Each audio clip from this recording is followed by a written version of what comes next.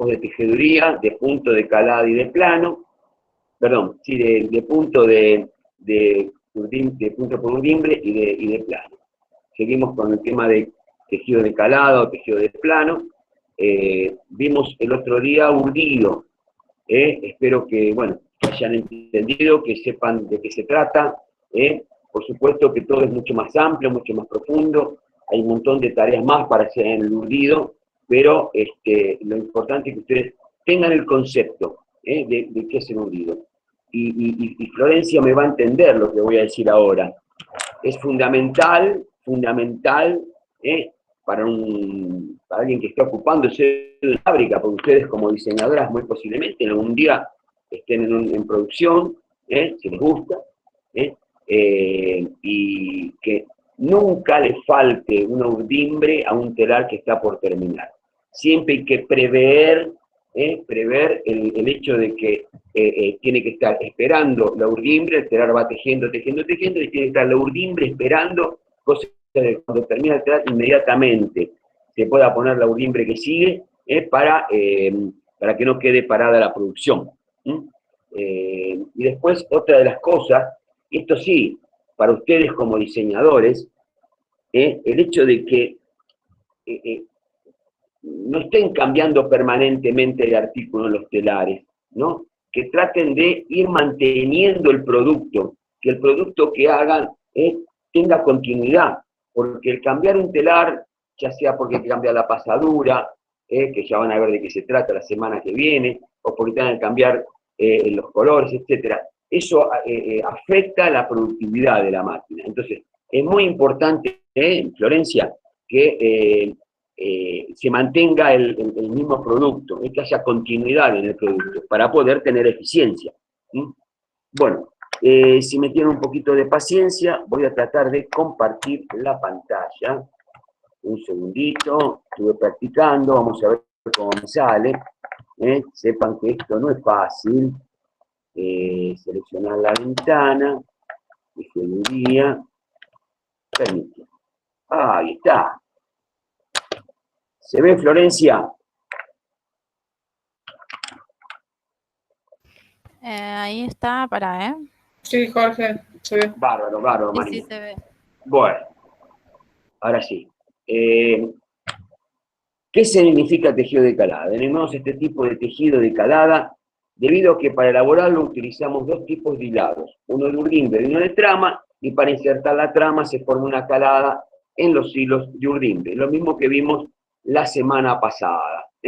Acá está este telar que les había mostrado, el telar de los picapiedras, todo de madera, pero por supuesto que los actuales no son de esa manera. Esto es una foto que conseguí, donde se demuestra bien, cuando habla de tejido de cada uno, de qué está hablando, a pesar de que esta foto, si ustedes la miran, tiene estos hilos que tienen un ojal donde pasa el hilo de la urdimbre. Este es un telar de madera, un telar, digamos, manual. En la realidad... Perdón, Jorge. Hola, sí. No se está viendo la foto, se sigue viendo lo de tejido de calada. Amiga, estoy viendo... A ver, espera un cachito. Ahora... Ahora sí. ¿Ahora sí? ¿Ahora sí? Sí. Bueno, voy a decir una cosa, lo voy a dejar ahí para no tocar nada, porque total lo ven igual, ¿no es cierto? Aunque no amplíe la pantalla. Bueno, entonces les decía que esto que tenemos acá, que son unos hilos por donde un ojal se pasan los hilos de urdimbre, en realidad no son de hilo, como es acá, un cordón, sino que son de acero. Bueno, acá les voy a presentar, chicos, un telar normal, un telar cualquiera de una fábrica de Buenos Aires, de Villa Lynch, de Luján, que son de Quilmes, que son los lugares por excelencia donde tenemos tejedurías. Hay otros lugares también que tienen, pero básicamente las tejedurías se encuentran en esta zona, en San Martín, en Quilmes, en Luján y en Jáuregui. donde tenían se había armado una tejeduría de telas de colchón hace muchísimos años, y se hizo un polo textil de tejeduría muy importante. Ahí tienen tejiendo un telar.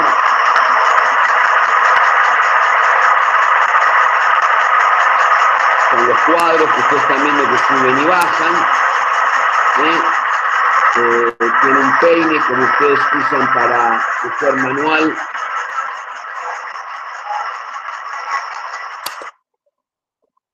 Ay, qué lío hice.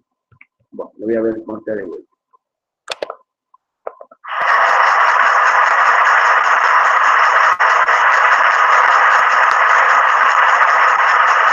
Jorge, no se ve el video.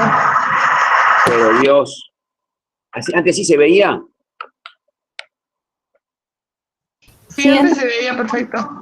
Entonces soy yo el que tengo que sacar la pantalla completa. Es una lástima. Vamos a verlo de vuelta. Van a aprender de esa manera. Van a aprender cómo tienen que dar clase.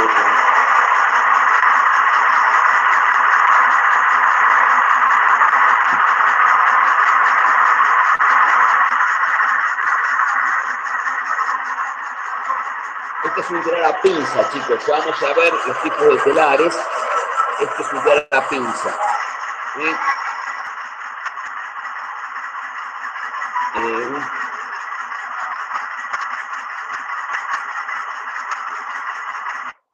Bueno, como verán, uno de los inconvenientes que tiene la tejeduría es el ruido. El ruido importante que hacen los telares. Los telares de aire todavía son más ruidosos porque hacen un tipo de sonido que realmente agota el oído.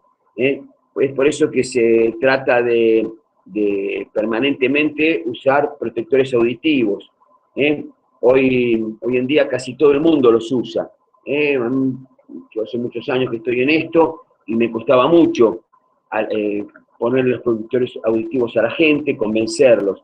Hoy con el tema de que escuchan por el teléfono, escuchan la radio, entonces se ponen los protectores auditivos, de esa manera se soluciona el problema. Pero fíjense que es un lugar muy ruidoso las tejedurías. Bueno, vamos a ir viendo las distintas partes del telar. Esta es la parte posterior del telar. La parte posterior, la parte, digamos, de atrás. Tenemos por un lado el rollo de urdimbre. Este es el rollo de urdimbre que habíamos visto que se completaba en la urdidora, ya sea directa o ya sea seccional, y se va consumiendo con el tiempo, con 2 semanas, 3 semanas, 1 semana, depende el tipo de producto, va consumiendo el tejido los hilos de urdimbre. Ahí estamos llegando al final en esta foto, al final de una urdimbre. No lo hice un poquito a propósito de poner esta foto y ya van a ver por qué. Tenemos esto que es la barra de tensión, que la función que tiene es la de hacer de que desde el primer momento que se arranca con la urdimbre hasta la finalización de la urdimbre, la tensión de los hilos sea constante, cosa de que el primer metro que estoy empezando a tejer hasta el último metro que estoy terminando de tejer, la tensión sea constante y los tejidos sean totalmente iguales, porque normalmente los hilados son de distintas tensiones, distintas elongaciones, y eso modifica el tejido. Esta parte que tenemos acá es el parahilos, ya vamos a ver en detalle. Tenemos los rollos de falso orillo, que son estos que están acá en este lugar, el rollo de falso orillo. ¿Qué será el rollo de falso orillo? También lo vamos a ver.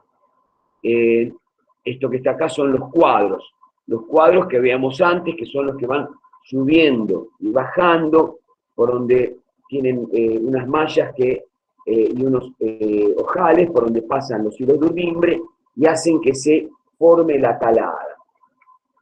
Después tenemos, que no se ve acá, 2 elementos más. Uno es el buscapasadas. es un elemento de que cuando se corta un hilo, el telar retrocede, haciendo que la pasada final quede igual y se puede volver a tejer sin que haya defecto. Y por último, tenemos el control de pasadas, que está también en este rincón, que es donde yo le indico al telar la cantidad de pasadas por centímetro que tiene que hacer. Cuando ustedes hacen un tejido manual, por ahí sin darse cuenta, están metiendo pasadas. En la tejeduría, para fabricar un tipo de tejido, vemos la cantidad de pasadas que tengo por centímetro.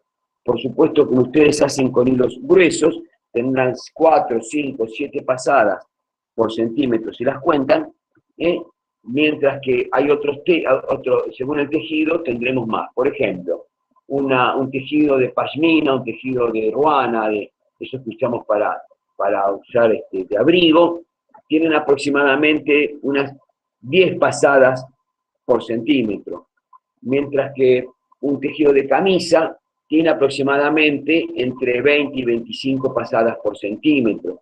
Un tejido de cortinería podrá tener entre 15 y 20 pasadas por centímetro. Un tejido de sabanería tendrá alrededor de 26, 28 pasadas por centímetro. Depende el tipo de producto, me dará la cantidad de pasadas por centímetro que voy a tener. ¿Se está escuchando, no? No me estoy viendo. Sí, profe, se escucha. Sí, sí. Por favor, porque no me veo y estoy perdido. Ahora vamos a la parte anterior del telar, un poquito lo que habíamos visto antes, la parte del frente del telar. Tenemos por un lado, esta parte que está acá son los prealimentadores. Ustedes quédense tranquilos que después de explicar cada cosa bien. Los prealimentadores. Después tenemos en un sector de acá, esta cosita gris que estamos viendo, es la presentadora de trama. Después tenemos acá adentro, oculto, nos está viendo, el paratramas. Así como teníamos un parahilos, tenemos un paratramas. Un parahilos era un elemento que se pone en el telar para cuando se corta un hilo de urdimbre, el telar se detenga y no siga tejiendo. El paratrama es un elemento que se coloca en el telar para que cuando se corta un hilo de trama, el telar se detenga y no continúe tejiendo sin trama. Si no haría defecto. Después tenemos distintos métodos de inserción de trama. Los viejos sistemas, el de lanzadera, el de pinza, el chorro de aire. Ya vamos a ver cuáles son esos métodos de inserción de trama. Tenemos a los costados, entre el peine y donde se va terminando de formar el tejido, tenemos los templazos.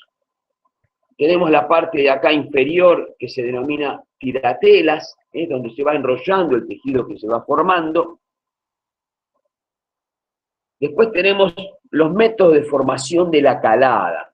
Así como tenemos métodos de inserción de trama, tenemos distintos métodos de formación de la calada. Que ya vamos a ver, el de excéntrico, el de ratier y el que a ustedes los diseñadores el que más les gusta, porque pueden desarrollar toda su creatividad, que es el de jacquard. Y por último tenemos la tijera de falso orillo, que también no se ve acá en la foto, pero que ya vamos a ver de qué se trata. Y vamos a ir comenzando a hablar de cada una de las partes de los telares. El rollo de urdimbre. La función que tiene el rollo de urdimbre es la de alojar los hilos que vienen de urdimbre, teniendo como parámetros el ancho del tejido. ¿Se acuerdan que hablábamos el otro día que era muy importante cuando uno descargaba un urdimbre que tenga perfectamente centrado el tejido y el ancho del tejido? Si el tejido es 1,60, tendremos que tener un ancho en este rollo que sea de 1,60, 1,62, 1,58, no pasa nada, pero no que sea 1,70 o 1,50. Que aloje la cantidad de hilos de urdimbre que voy a tener. Serán de 1.600, serán de 3.000, serán de 5.000, serán de... Hay telas que estamos haciendo nosotros en esta feria que estábamos hablando recién con Florencia, un tejido que tiene 30.000 hilos en el ancho, una cosa muy especial. Por eso, Depende el tipo de tejido, la cantidad de hilos que voy a poder poner en ese rollo. Y la longitud de esa urdimbre, será de 1000 metros, será de 2000, será de 5000. Entonces, hay 3 parámetros que aloja este rollo de urdimbre. Este rollo de urdimbre dijimos que alojaba el ancho, la longitud y la cantidad de hilos. No me acuerdo si les había dicho el otro día cómo íbamos variando la cantidad, el ancho del rollo. No está de más de recordarles que este rollo o este palo tiene una rosca, y este plato tiene también una rosca, como si fuera una tuerca y un tornillo.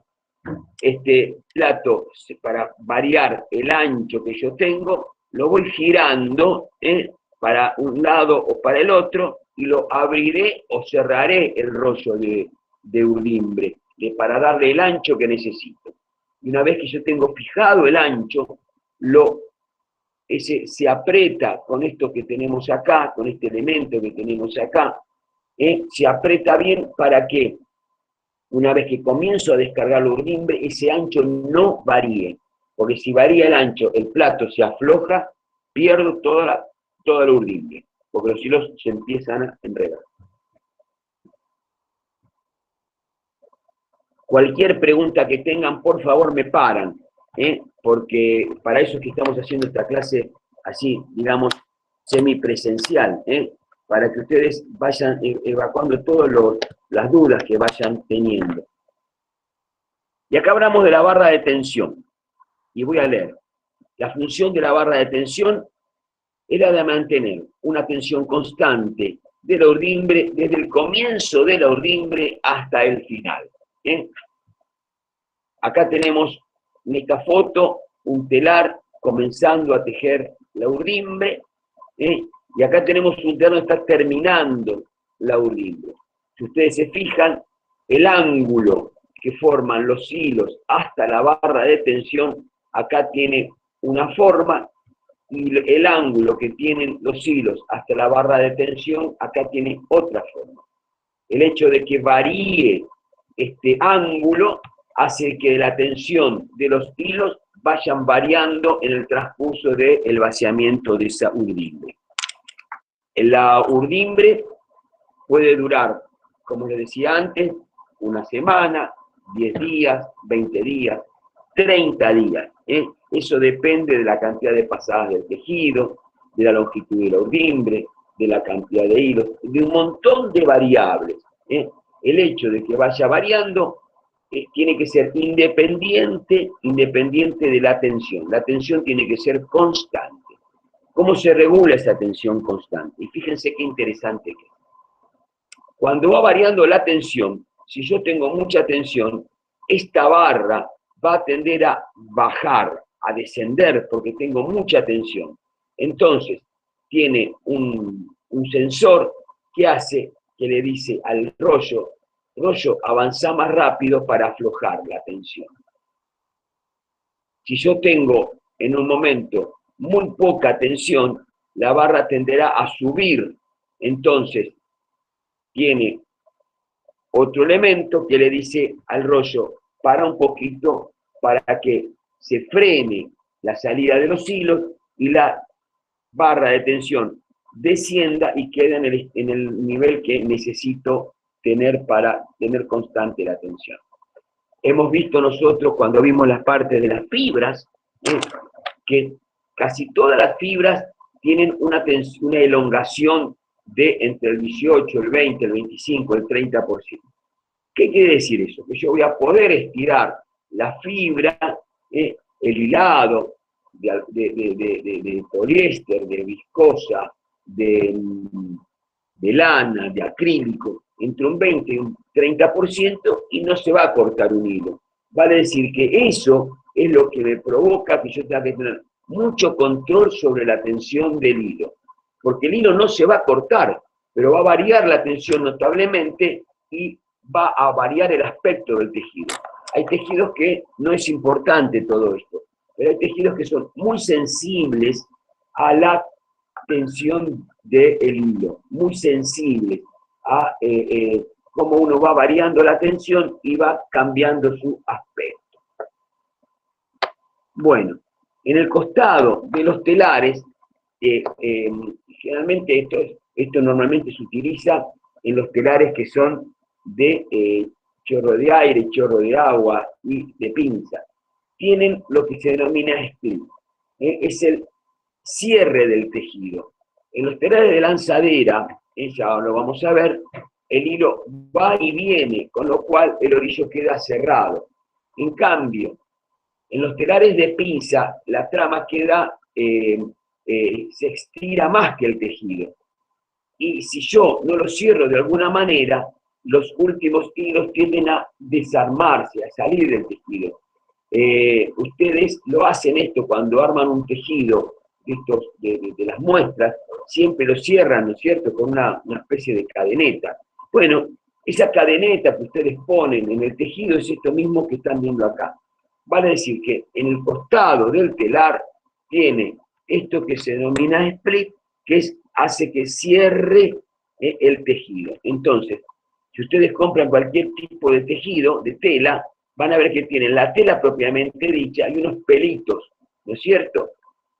Y el último 2 hilos son las cadenetas que cierra el tejido. Esto es un elemento que se coloca en el costado del telar. Y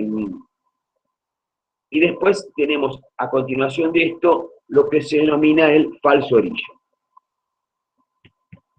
Que ya lo vamos a ver. Bien, acá están los carreteles de falso orillo. Y escuchen lo que les digo.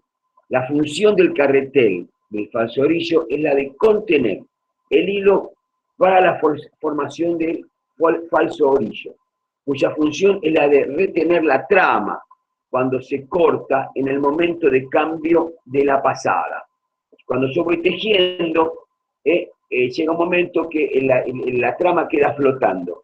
Entonces, al costado del telar tiene un carretel que tiene aproximadamente entre 10 y 20 hilos, que hace que se cierre el tejido, que se cierre el orillo, para retener la trama que fue insertada y no retroceda.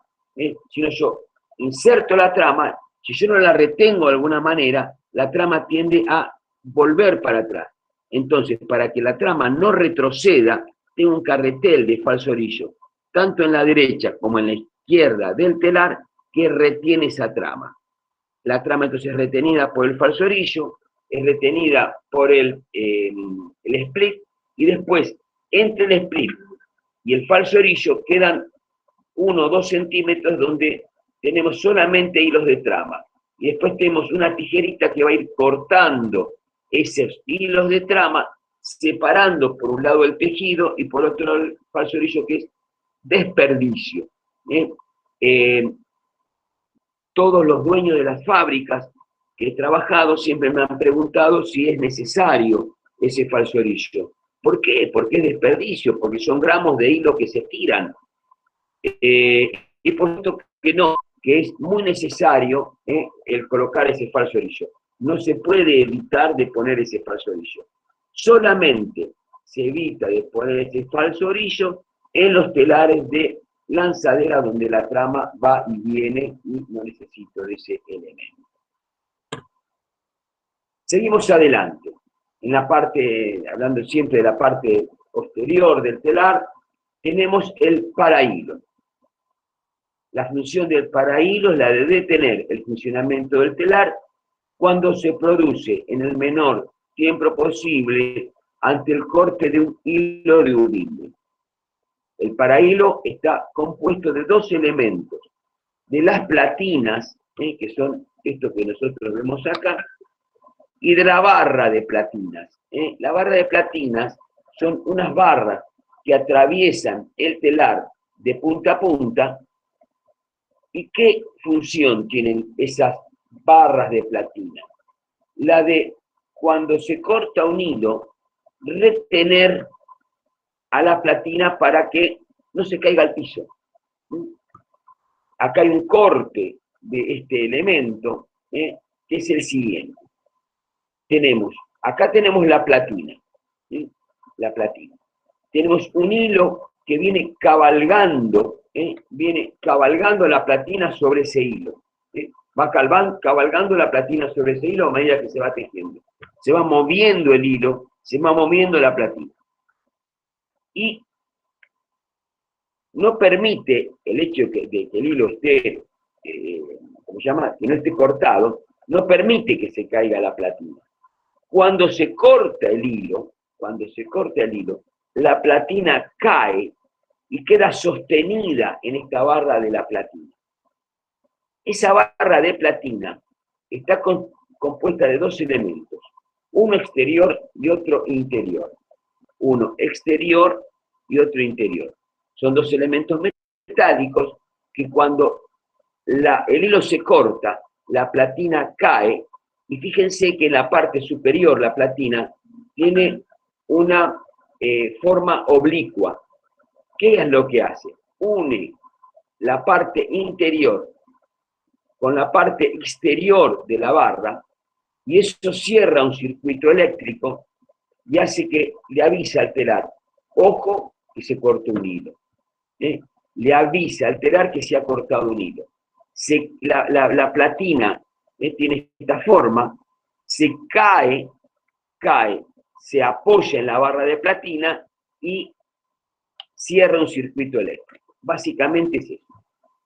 Y el tejedor tiene que ir a corregir ese defecto, buscar cuál es el hilo que está cortado. Y fíjense cómo hace el tejedor. Tenemos el parahilos lleno, una platina por cada uno de los hilos. Si yo tengo una urdimbre de 5.000 hilos, tendré 5.000 platinas, distribuido en 4 o 5 barras. Acá en este caso son 4 barras.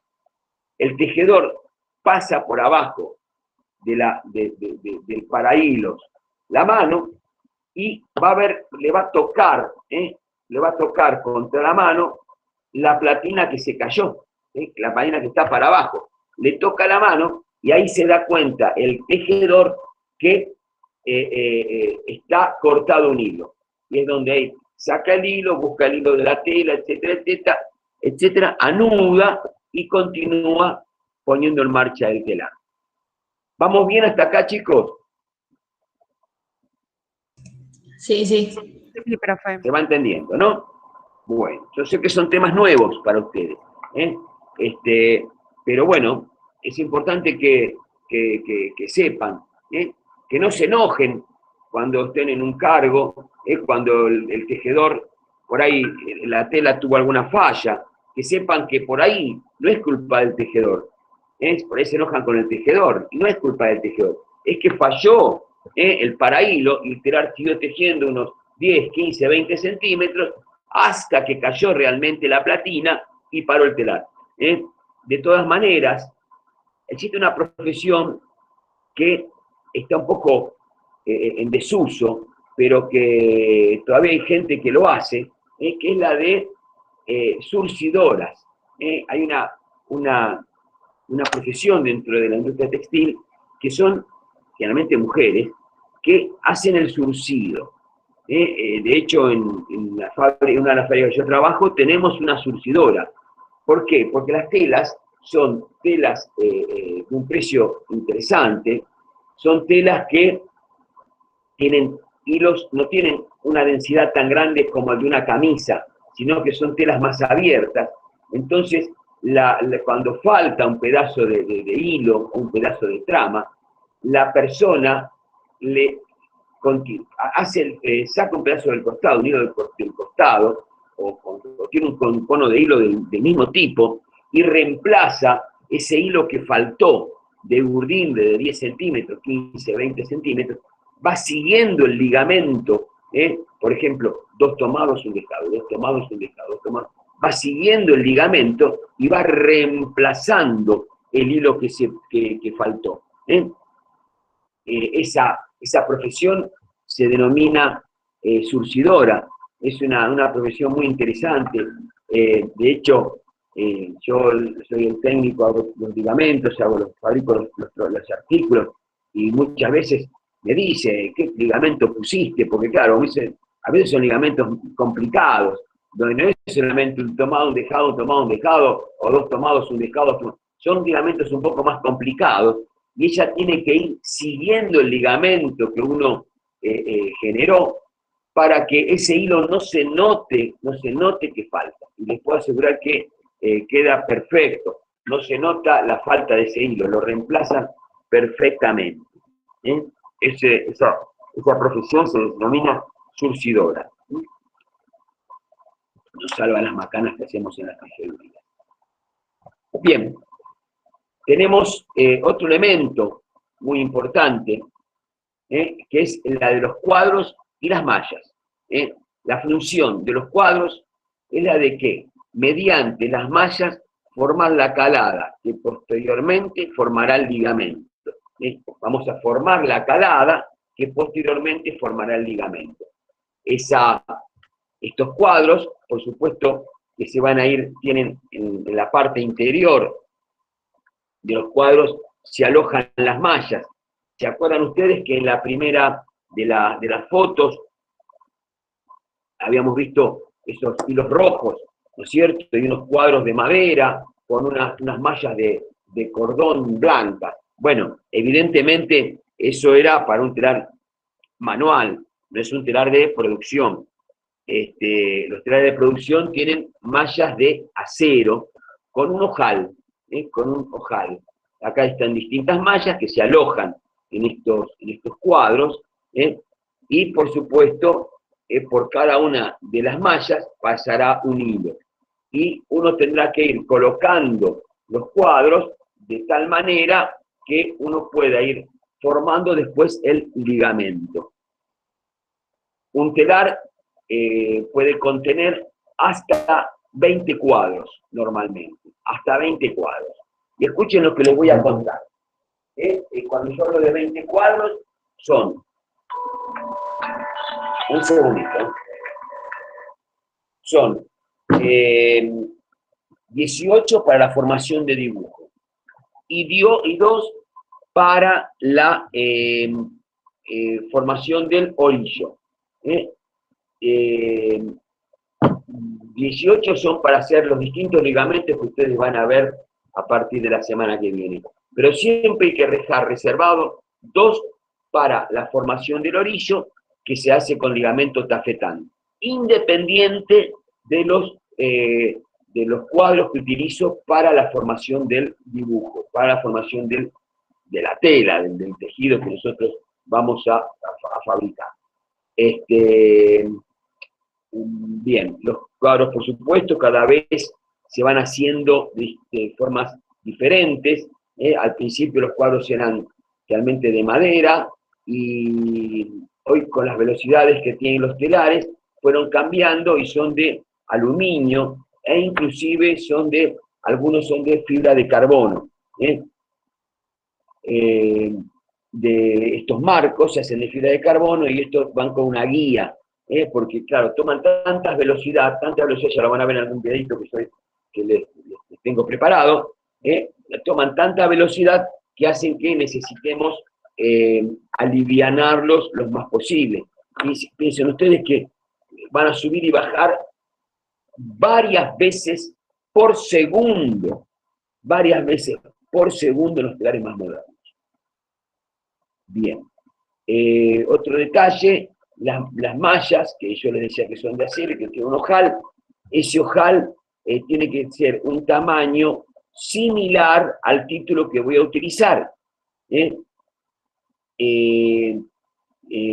Tendré un agujero muy grueso, si el hilado es un ejemplo, un 232 de acrílico, un 216 de lana, y si tengo que hacer un tejido para camisería, donde usaré un 24, uno de algodón, o un 70 por denier de poliéster, tendrán que ser agujeros muy, muy pequeños.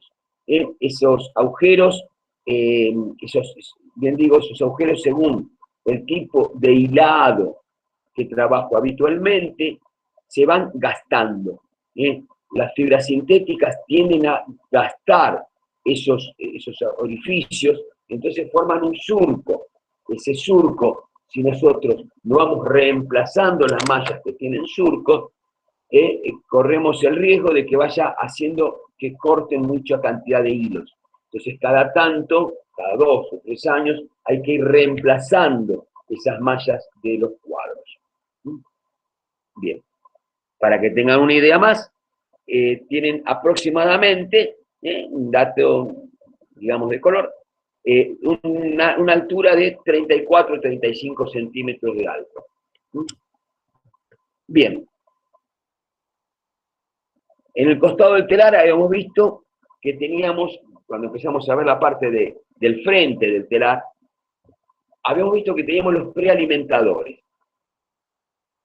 ¿En qué consiste la función de los prealimentadores? Es la de preparar, escuchen bien, la cantidad de hilado necesario en cada pasada para que la tensión sea constante y no dependa de la formación del cono que se recibe de hilandería. ¿Qué estoy diciendo con todo esto? Yo voy a, esto es un prealimentador, ¿no es cierto? Acá tengo el cono, en la parte trasera del prealimentador, el cono que viene de la hilandería. Acá acumulo, esto gira a gran velocidad, acumulo 1,80 m, 1,60 m, 3 metros de hilado, que es lo que yo voy a necesitar para hacer una pasada de trama. Aparte de este acumulador, el prealimentador tiene esta parte del frente, que es un freno, que regula la tensión. ¿Y cuál es la función, en realidad, del prealimentador? Hacer de que todas las pasadas tengan la misma tensión. Un poco lo que pasaba en el rollo de urdimbre, que a medida que iba achicándose el rollo de urdimbre, iba variando la tensión del hilado. Si yo pusiera directamente el cono que viene de hilandería, a medida que se va achicando el cono tiene aproximadamente 2 kilos, 2,5 kilos de hilado acumulado. Y tiene un diámetro de 25 centímetros, pongámosle. La parte exterior del cono normalmente tiene una tensión, la parte interior del cono tiene otra tensión. Si yo trabajo directamente con la tensión de ese cono, yo corro el riesgo de que mis pasadas sean diferentes, que vaya variando la tensión de la pasada y vaya variando el aspecto de esa pasada. Entonces es por eso que se incorporó en la tejeduría el prealimentador. Es un tema que tiene unos 20 años, no mucho más, 25 o 30 años. Antes no se usaba el prealimentador, y porque las velocidades de los telares también eran diferentes. Se pone un prealimentador en el telar, se pone un prealimentador por cada uno de los títulos o colores que yo vaya a utilizar. Por ejemplo, tengo un tejido donde tengo todo trabajo con el mismo título. Por ejemplo, 24-1 de algodón para camisa. Yo estoy tramando una camisa con 24-1 de algodón. Les voy contando los títulos, chicos, para que ustedes vayan entrando en este idioma de todos los días. Que vayan sabiendo de que, por ejemplo, una camisa se hace con 24-1. Es un clásico. El 24-1 de algodón es un clásico. No, ni 25 ni 23-1. 24-1 de algodón es un clásico. Entonces, por eso es que les voy diciendo, nombrando títulos, para que vean que no es tan enroscado como parece cuando uno ve títulos. Hay títulos para cada uno de los productos. Ya lo van a ver, que se establecen esos títulos, y son los títulos más comunes que se utilizan. Entonces, vamos a suponer que estamos haciendo una camisa con 24-1 de algodón en distintos colores. Entonces se pondrá un prealimentador para alimentar el rojo, otro para el azul, otro para el negro, otro para el crudo, etc. Cada prealimentador tendrá su color y su determinado. También para que sepan, los telares tienen generalmente una cantidad de tramas determinada. Así como yo les decía que un telar tiene aproximadamente 20 cuadros para formar el dibujo, un telar tendrá aproximadamente 8 tramas diferentes, 8 colores diferentes.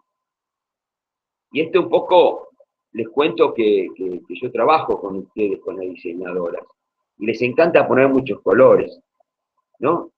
Está muy bien, pero sepan que a medida que vamos agregando colores, vamos aumentando la dificultad del tejido. ¿Por qué? Porque el encargado, el mecánico de los telares, tiene que regular que todos los prealimentadores tengan la misma tensión. Si yo tengo, una cosa es hacer un tejido con 4 colores, donde yo regulo 4 colores, y otra cosa es hacer un tejido con 8 colores diferentes, donde me tengo que regular la tensión de esos 8 colores. Entonces, ¿por qué se los digo? Por experiencia, porque muchas veces voy a la fábrica con un tejido que armé, porque la diseñadora me hizo con muchos colores, y el encargado empieza a protestar: Jorge, tantos colores, ¿a vos te parece? Y bueno, es así lo que se usa, es así lo que... Tengo que estar convenciéndolo de que está muy bien que hagamos con muchos colores. Pero sepan que la gran cantidad de colores dificulta la producción, la eficiencia del telar.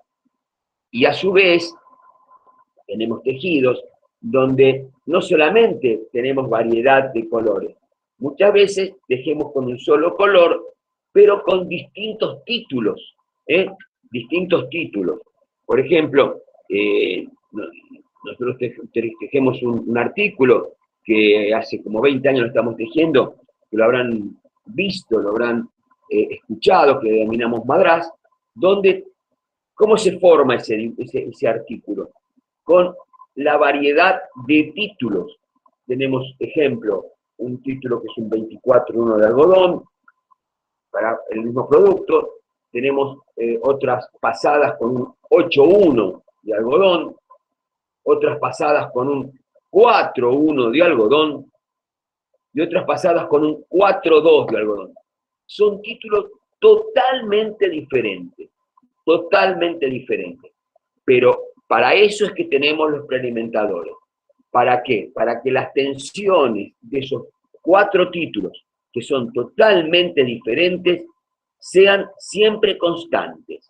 Y cuando la pinza o el aire va a tomar de esa trama, la tensión sea la misma, no varíe la tensión, porque si varía la tensión, me va a tender... Yo voy a regular la pinza para que tome, por ejemplo, un 24-1, y cuando le meto un 4-1, un 4-2, por ahí me suelta la trama, no me toma la trama, entonces tengo dificultades. Para eso es que tenemos el prealimentador. Bien. ¿Cómo le entrego la trama a la pinza que está entrando? En esta foto, por ahí ustedes no se dan mucha cuenta, pero este elemento que está acá es la pinza que va a entrar. Ahora voy a explicar mejor la parte de inserción de trama, ¿no es cierto? Pero para que vayan viendo. Esta parte que está acá es la pinza que va a tomar la trama para entrar al telar. Esta pinza toma la trama que va a entrar al telar. ¿Y cómo toma la trama? Precisamente existe lo que se denomina, que denominamos nosotros en la vida diaria, en la tejeduría, presentadora. ¿Por qué presentadora? Precisamente porque es la que le presenta la trama a la pinza para que la tome. Le presenta la trama a la pinza para que la tome. Esa presentadora tiene, si yo les decía antes que teníamos 8 tramas, 8 prealimentadores, La presentadora, por supuesto, tendrá 8 posiciones diferentes. ¿En qué consiste? En un eje con un elemento de porcelana, donde se enhebra la trama. Este eje, cada vez que yo necesito que teja con este hilo, baja, se pone en posición y presenta el hilo para que la trama, la pinza tome esa trama y lo lleve hasta la mitad del telar y teja. Después veremos cómo. Entonces, por ahí hago que teja 3 pasadas con esta primera púa. 1, 2, 3. Después con la segunda. 1, 2. Con la tercera. 1, 2, 3, 4, 5. Con la cuarta. 1, etcétera, etcétera. Van presentándose, bajando y subiendo, y haciendo que se vaya mostrando qué trama tiene que tomar la pinza para poder formar el tejido. Hay 2 cosas que les quiero aclarar acá.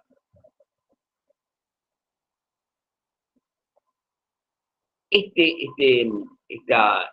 elemento junto con el que viene ahora, que es el paratramas, están en combinación. Y hay 2 cosas que pueden pasar. Una, que por error, cuando uno prepara pica el dibujo de trama, se equivoque y ponga 2 tramas en la misma pasada. Ejemplo 1 y 3, que bajen las 2 flechas, en las 2 púas. El telar tiene, antes que esto, un sensor que se denomina paratrama, que va a evitar que haya pasadas dobles. No va a permitir que haya pasadas dobles. Se va a parar el telar cuando bajan 2 púas, 2 flechas. Cuando bajan 2 flechas, el telar para. Y puede pasar que yo, cuando armo mi dibujo de trama, me olvide en una pasada de hacer bajar una de las púas. Con lo cual va a tender a entrar la pinza, pero no va a tener ninguna trama para tomar. Entonces, ese detector de fallas de trama también me va a parar el telar. ¿Por qué? Porque no hay ninguna trama para entrar. Y ahora escúchenme bien, todos. Van a ver qué lindo, qué interesante. Ustedes seguramente tendrán bufandas, tendrán pashminas, que tienen flecos, un flequillo. O tendrán toallas, repasadores, que tienen flecos o flequillos. ¿Qué es lo que pasa en ese momento? ¿Qué hacemos con el telar que para formar esos flecos o esos flequillos?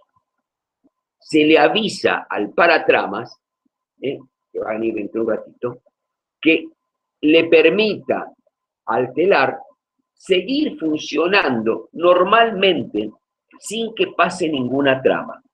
Entonces me va a hacer un espacio de 5, 10 o 20 centímetros donde voy a tener un flequillo.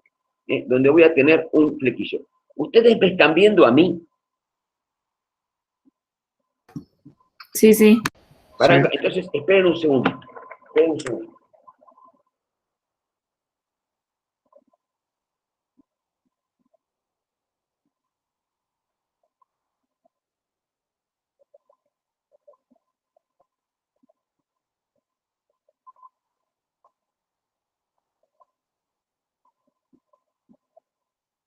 Acá tienen un tejido, no sé si lo están viendo. Acá tienen un tejido, ¿lo están viendo ahí? Sí, ¿Qué tiene lo que se ve. ¿Se ve? Sí, sí. Donde les cuento lo que estaba diciendo recién. Se fue tejiendo toda la parte de la prenda, el borde de la prenda, y acá tienen un sector donde no se tejió nada, donde el telar siguió tejiendo y sin trama.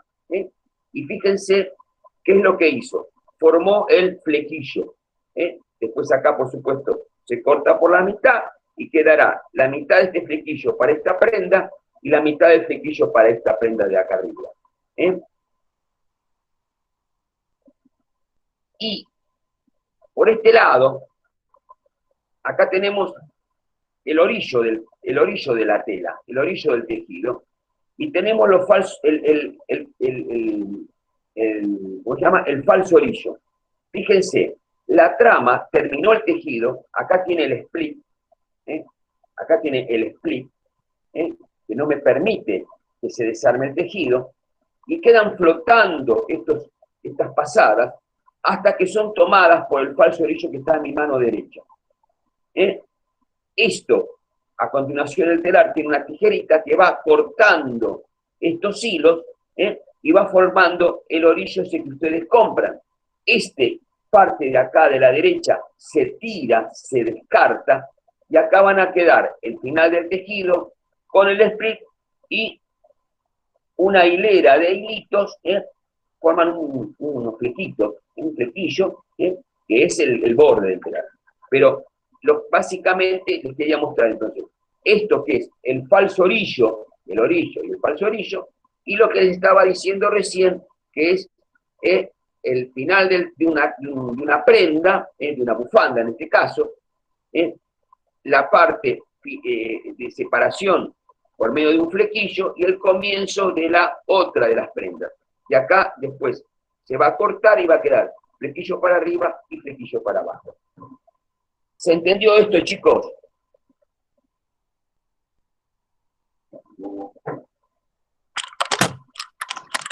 Sí, se entendió.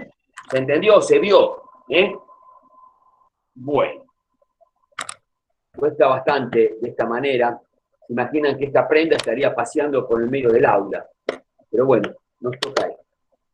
Si alguna vez, el año que viene nos vemos en algunos cursos, se los voy a mostrar. Esto es el paratramas. Y escuchen esto. El que lo inventó, siempre digo, un genio.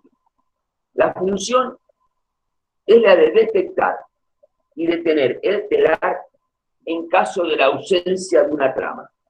Si falta una trama, o como les decía antes, hay dos tramas que están pasando en el mismo momento, el telar se detiene. ¿Y por qué se detiene? Porque este elemento que tenemos acá, que se llama paratrama, le avisa al tablero del telar que está faltando trama. Le dice, telar, parate, que está faltando una trama. No sigas tejiendo que algo anda mal. ¿Y cómo le avisa? Ahí está lo interesante de este chico. ¿Cómo le avisa este paratramas al telar de que falta una trama? Escúchenme. Esto que está acá, estos circulitos que vemos acá, son de porcelana. Son de porcelana. El hilo roza esa porcelana. Y en un momento del telar, del movimiento del telar, el hilo tiene que estar rozando esa porcelana porque está tejiendo. Si ningún hilo está rozando la porcelana, quiere decir que el telar no está tejiendo y se para. Esa porcelana, en realidad, es como si fuera un micrófono. Hay una vibración de esa porcelana entre el roce del hilo y la porcelana se produce una vibración como un micrófono. Un micrófono vibra cuando uno habla. Se produce una frotación, una vibración que hace que le dé la señal al tablero del telar de que hay vibración, sigamos adelante. No hay vibración en ninguna para el telar. Y un poco lo que les decía antes, si en un momento yo necesito hacer los flecos, le aviso al paratrama, quédate tranquilo, estoy tejiendo flecos. Vos no pares, seguí tejiendo. ¿Está claro, chicos? Una pregunta. Sí. Entonces, cuando se hacen los flecos serían urdimbre. Exactamente. Bueno, esta prenda que ustedes vieron casualmente, es muy linda, interesante la pregunta. Esta prenda que ustedes vieron, se la voy a mostrar todas porque vale la pena. A ver si se la ven, ¿Ven? Es una manta, ¿no? Es una manta. Los flecos normalmente son urdimbre, pero en esta prenda en particular tiene fleco en los 4 costados, tiene fleco en los 4 bordes, tiene flecos por la parte de urdimbre y por la parte de trama. Cuando se termina esta prenda, no se corta al borde con la tijerita, como yo les decía en el telar normalmente. Se la deja así y se va a confección y la cortan por la parte de acá arriba. Entonces la prenda queda con fleco en los 4 bordes. ¿Se entendió? Sí, sí, gracias. Si quieren ver la prenda, busquen Biclan con B corta. B-I-K Biclan. Ahí es la marca de la fábrica que estamos haciendo esto. Y ahí van a ver esta prenda y van a ver cómo quedan los flecos en los 4 bordes. Es por eso que acá no se cortó, se paró del falso orillo. Se lo dejó, porque después cuando lo llevamos a la mesa de corte, lo cortan bien al borde del falso orillo y quedan los flequillos en los 4 lados. Pero sí, normalmente los flecos son en la parte de urdimbre. Y ya que estamos, que les interesa que les cuente un poquito más, el caso de los flequillos, yo le llamo flequillos, cuando tengo, al terminar la prenda, unos 4 centímetros de pelitos, pero hay prendas, como las mantas de viaje, que tienen flecos, o ruanas que tienen flecos de 10 centímetros en cada uno de los bordes. Bueno, ahí se tejen los 20 centímetros sin trama, donde 10 centímetros serán para la prenda que terminó y 10 centímetros serán de los flecos de la prenda que va a comenzar. Se lleva a una máquina que se llama flecadora, que hace esa vueltita que tiene los flecos y los deja tipo choricito. Eso se hace con una máquina, con una máquina que por frotación hace los flecos que más o menos tienen 10 centímetros. Entonces se tejen, una vez que terminó la prenda, o al comenzar o al terminar, no importa, se tejen 20 centímetros sin fleco, perdón, sin trama para formar ese fleco, sin trama para formar ese fleco, y después se lleva a la otra máquina que es la flecadora. Y ahí es donde se hace ese fleco que vemos en las prendas.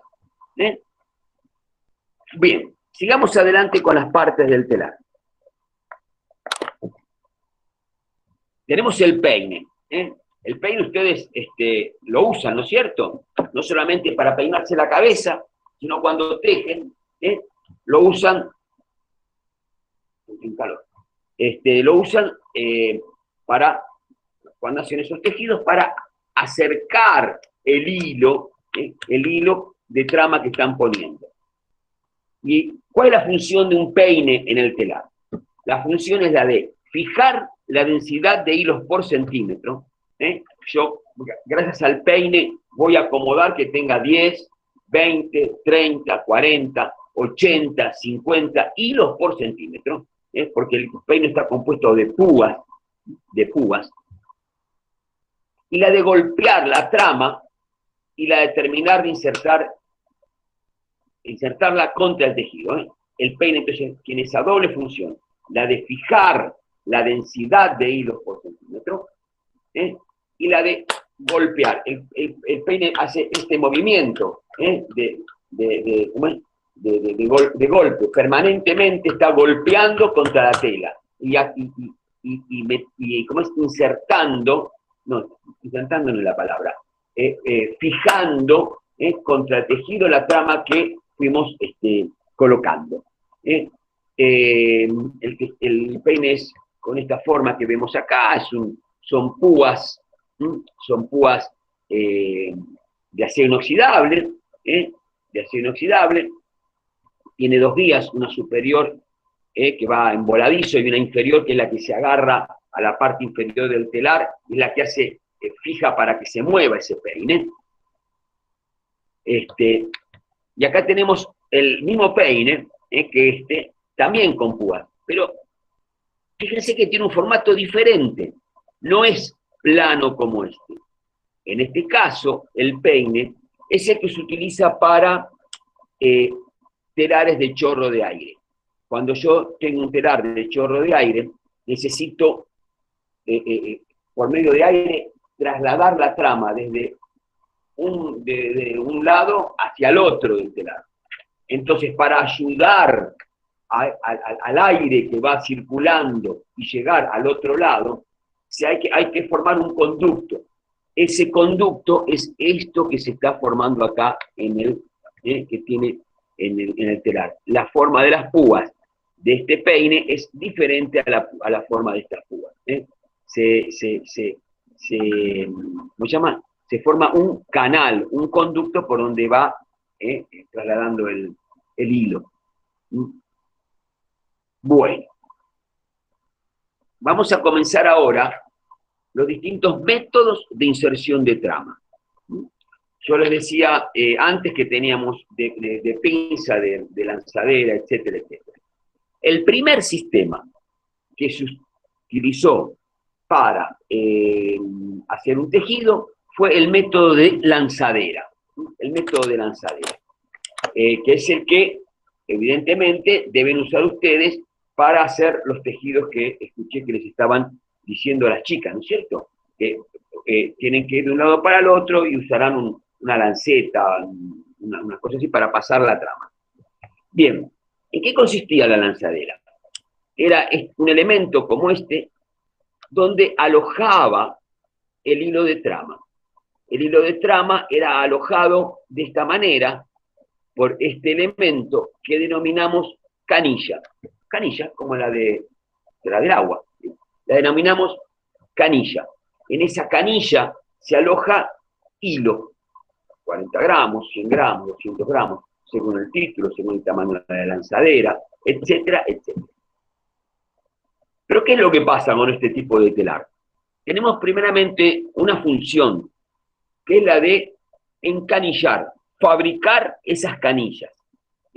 Tenemos que el cono que viene de hilandería, tenemos que ponerlo en una máquina e ir fabricando esas canillas, fabricando esta canilla para después entregarla al tejedor para que vaya poniendo adentro de la lanzadera y tejiendo. Esta canilla tiene una cantidad de hilo muy limitada. Les decía recién, no sé, 50 gramos, 100 gramos, 200 gramos.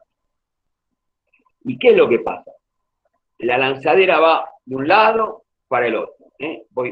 Hago para un lado, cambio la calada, pasa para el otro, cambio la calada, pasa para un lado, pasa, etcétera, etcétera, hasta que se termina la cantidad de hilos.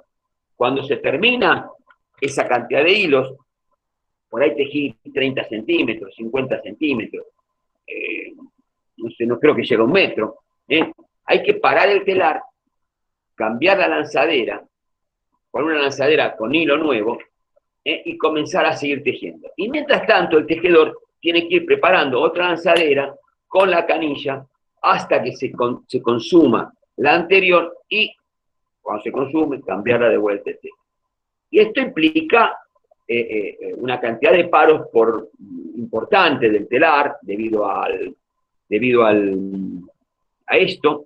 Y por otro lado, el hecho de tener una tarea más, la de hacer la canilla, y una tarea más, que es la que yo necesito un tejedor por cada telar. Este tipo de maquinaria no me permite tener un tejedor cada 2 o 3 o 4 máquinas, sino que necesito un tejedor por cada telar. Con ese problema, se ideó el hecho de los telares de pinza. ¿En qué consistía el telar de pinza? Como vimos antes, en introducirle al telar una pinza, poner el cono directamente, olvídense del prealimentador, del paratrama, de todo, poner el cono directamente como venía de la hilandería y hacer que esa pinza tome ese hilo, porque tenía la presentadora, tome ese hilo y lo lleve hasta el otro borde, y volvía vacía. Lo llevaba hasta el otro borde y volvía vacía. Lo llevaba hasta el otro borde, el hilo era tomado por el falso orillo, para que no retrocediera, y la pinza venía vacía. Bueno, tenemos distintos tipos. Tenemos al principio, esa pinza era conducida por una lanza rígida, iba hasta el otro lado y volvía. Pero después se dieron cuenta que era un desperdicio ir a 1,5 metros lleno y 1,5 metros vacío. Entonces, ¿qué hicieron? Pusieron 2 pinzas, una que entraba de la derecha y al mismo tiempo cargada de hilado, una de la izquierda vacía. Cuando llegaban a la mitad del telar, le transfería el hilado, la de la izquierda a la de la derecha, y continuaba su camino hasta el final. Pasaba por el falso orillo tomaba la trama y ahí era alargada la trama por la otra pinza. Entonces ya podemos incrementar la velocidad del telar, porque ya teníamos un movimiento menos. Las primeras, ¿cómo se llaman? Los primeros telares de este tipo eran de lanza rígida. Les decía recién, una lanza rígida, pero imagínense ustedes que si el telar tiene 1 metro, la tela tiene 1,5 metros, tenemos que tener de cada lado 1,5 metros de lanza rígida sobresaliendo del telar. Entonces, para evitar eso, se creó la cinta, el telar de cinta. Es una cinta de distintos materiales, de todo tipo de materiales. Una cinta perforada, donde en la punta de esa cinta se aloja la pinza. ¿Y cómo le damos el movimiento a esta pinza, a esta cinta? Mediante una rueda dentada. En cada costado de los telares existe una rueda dentada que tiene un movimiento oscilante, donde la cinta toma, envuelve este disco con dientes, envuelve este disco con dientes por medio de la cinta perforada y hace que la cinta pueda ir y venir de un costado hacia el medio, etcétera, etcétera, en los dos lados. Y llevando en la punta la pinza. Para que ustedes se den una idea, un telar de lanzadera podría andar a 90 pasadas por minuto, 120 los mejores. Y ya un telar de pinza al comienzo andaba en 150, 180, 250 pasadas por minuto. Al margen del hecho de estar cambiando, ya como los conos eran grandes, no necesitaba un tejedor por telar. Yo con un solo telar, pero con un solo tejedor, podría abastecer 4, 5, 6 telares, porque el cono de trama tardaba en terminarse. Entonces, ahí ya se avanzó notablemente en la tejeduría, en las velocidades, en la eficiencia, en el rendimiento. Imagínense que una cosa es tener una persona por telar y la otra cosa es tener un telar para 6 máquinas. Bajo notablemente los costos. Y se siguió avanzando distintas formas de poder trasladar el hilado de una punta a la otra. Entonces, dentro de esas formas que se fueron analizando, investigando, tratando de lograr, se logró el sistema de proyectil. El sistema de proyectil. El sistema de proyectil es como bien dice la palabra, es una pincita en forma de proyectil que está en un costado del telar. Y tiene un brazo, así como le pegaba un brazo a la lanzadera para que vaya hasta el otro lugar, acá le pega un brazo de torsión, le pega al proyectil y el proyectil es disparado, vamos a decirlo en otros términos, es insertado en la trama de punta a punta y tiene unas guías por donde va viajando ese proyectil llevando la trama hasta el otro lado del telar. Una vez que llegó al otro lado del telar, tiene un elemento que hace que suelte la trama. Por supuesto, tiene un falso orillo que retiene la trama. Y ese proyectil viaja por abajo del telar hasta ponerse de vuelta en posición para que nuevamente le pegue el brazo de torsión, tome la trama y la lleve hasta el otro lado. Pero ¿qué es lo que pasa? No tenemos un solo proyectil, tenemos varios proyectiles en posición como para ir generando. Entonces yo pongo un proyectil, disparo, llega hasta el otro lado, cambié la calada y mando otro proyectil, disparo, llega hasta el otro lado, cambio la calada y mando el tercero, disparo, cambio la calada y así sucesivamente. Mientras tanto, los proyectiles están viajando por la parte inferior del telar para ponerse en posición. Como si fuera una ametralladora, ¿no es cierto? Que tiene varias balas y va truco, truco, truco, truco, uno va disparando una atrás de la otra. Y va envolviendo por la parte de abajo del tejido, por la parte inferior del telar y poniéndose de vuelta en posición para comenzar para seguir tejiendo. Después se inventó otro telar, el del chorro de aire. ¿En qué consiste el telar del chorro de aire?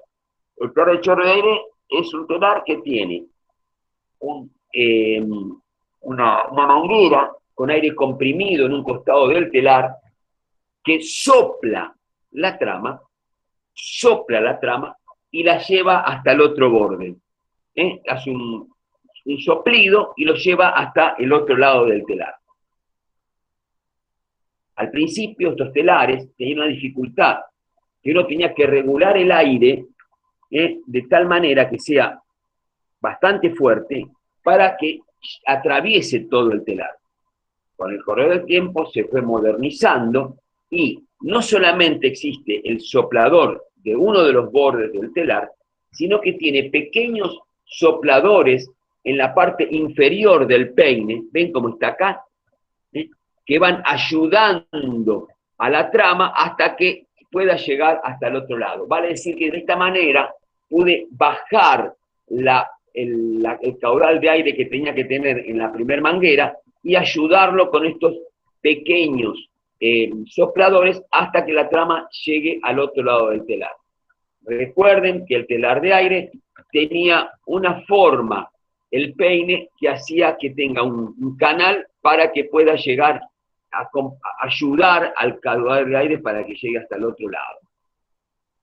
Al principio se podía trabajar con una sola trama porque el soplido era siempre el mismo, pero con el correr del tiempo, con la computadora, con los sistemas electrónicos, se logró hacer de que pueda trabajar con distintos títulos de hilado.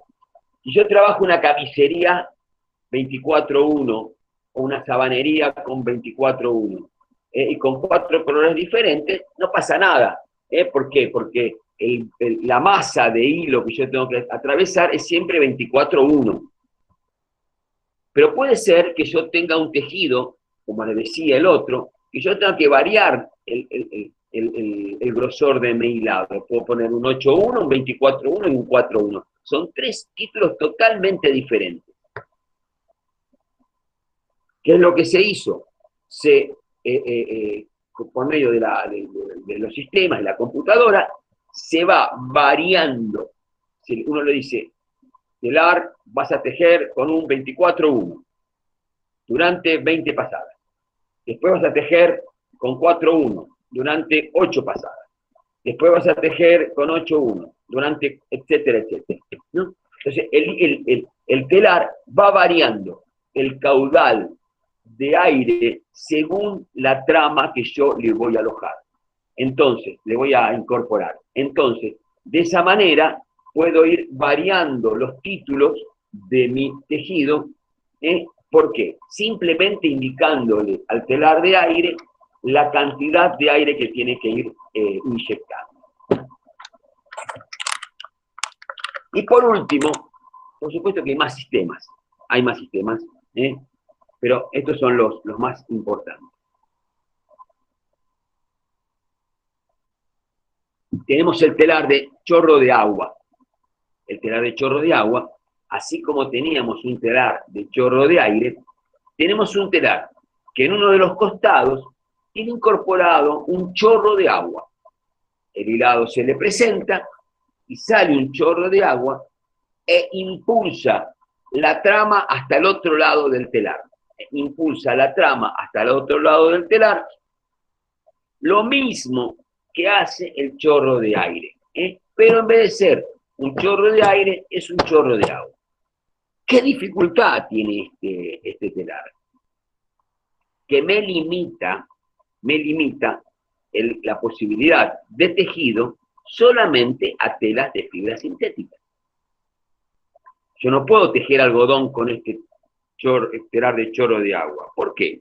Porque la tela queda totalmente mojada. Totalmente mojada. Entonces, tengo que circunscribir mi producción a tejidos de, ¿cómo se llama? De fibra sintética. Yo tenía un compañero de facultad que tenía en San Martín, creo que debe ser la única vez en mi vida que vi un telar de chorro de agua, que tiene en San Martín una fábrica de tejido para tela de paraguas, de tela de paraguas que se hacía con poliamida, y lo hacían con telares de chorro de agua. Pero la verdad es totalmente desagradable. Bueno, vamos a seguir. Les voy a mostrar ahora un videito de, como vimos antes, de un telar de pinzas.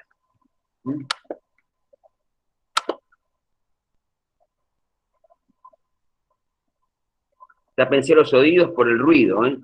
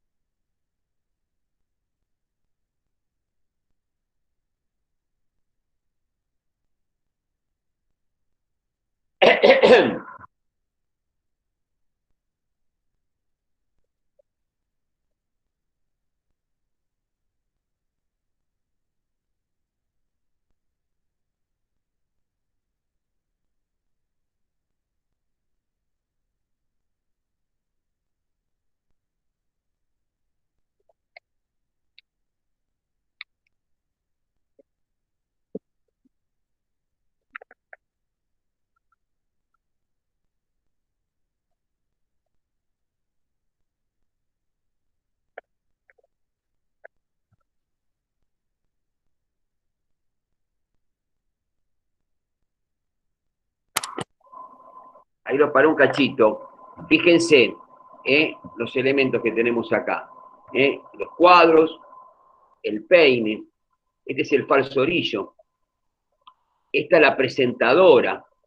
La presentadora, fíjense que van subiendo y bajando las flechas, digamos así. Esta es la cinta que tiene alojada la pinza en la punta, tomó la trama, la llevó hasta la mitad del telar y volvió. Y si seguimos viendo un poquito más, acá tenemos el paratramas, con sus micrófonos, como digo yo. Acá vamos a ver el templazo, que les vamos a ver más adelante de qué se trata.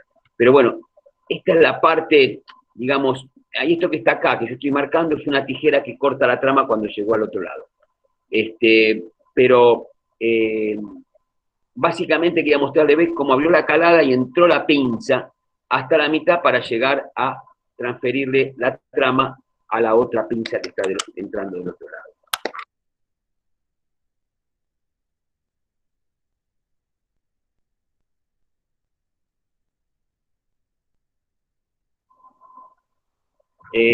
Si ustedes por ahí no se fijaron, esto evidentemente este video no lo bajé de internet.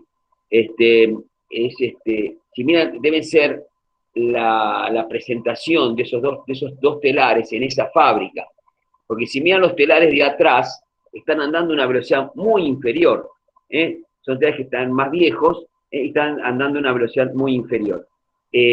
Acá andaba a 379 revoluciones por minuto. Cuando yo les contaba que un telar de lanzadera andaba alrededor de los 90 golpes por minuto. Acá ya estoy hablando acá de 380, 379 golpes por minuto en 3 metros de ancho.